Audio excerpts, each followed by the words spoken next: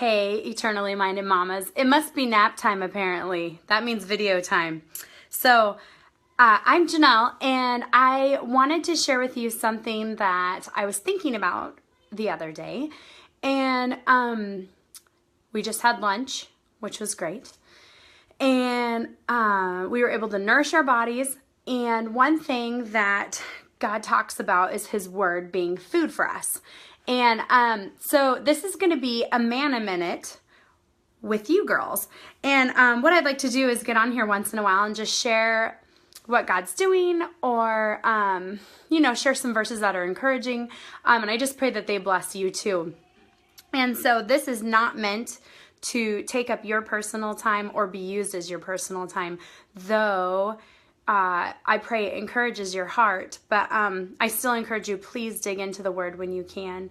But this is just something that God's showing me today, and I wanted to share it with you. So, and for those of you, if you don't know what manna is, I meant to tell you earlier that the Israelites, when they were walking through the desert with Moses, God provided food for them, and they weren't eating steak and eggs. They were eating the same substance every single day, and it was manna from heaven. And so anyway, this I pray is substance for you today, and I'm going to be reading out of 1 John 3, and we're going to read 16 through 20,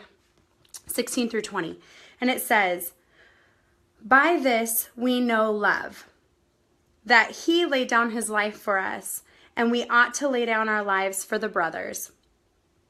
But if anyone has the world's goods and sees his brother in need, yet closes his heart against him, how does God's love abide in him? Little children, let us not love in word or talk, but in deed and in truth. By this we shall know that we are of the truth and reassure our hearts before Him. For whenever our hearts condemn us, God is greater than our hearts, and He knows everything."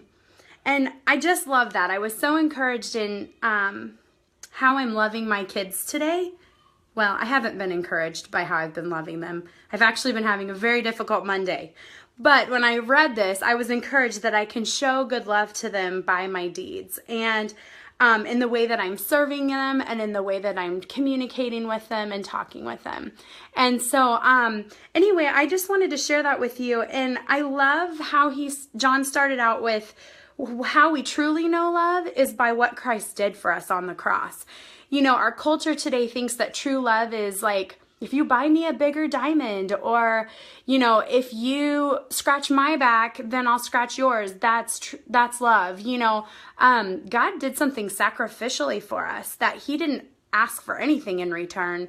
He did it open-handed. And I was just challenged today thinking about the gospel, and in light of what Christ has done for us, how I can love my children well. And I think a lot of times, to be totally honest with you, my flesh is like, well, I made you a good meal, so you need to say thank you. I don't say that, but my heart feels that way.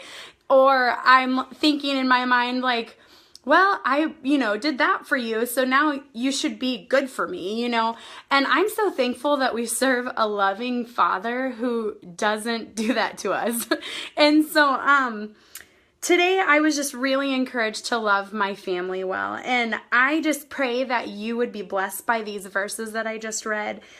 We were in 1 John 3, 16 through 20, and I will post that below in case you want to read those over again. But and I just want to remind you too that when your heart doubts and you question God's goodness for us and the way that He has us to be as mothers, I pray that you would be able to renew your mind in that scripture and know that God knows what is truth. And it says here, "By this we shall know that we are of the truth and reassured our hearts before Him. For whenever our hearts condemn us, God is greater than our hearts, and He knows everything." And I love that. I love that He really knows our flesh. He knows how our hearts are feeling, even if we don't say it out loud. And He also desires us to serve our family through a grace-driven effort, which is beautiful fruit of sacrifice and love. So anyway, I just wanted to encourage you today.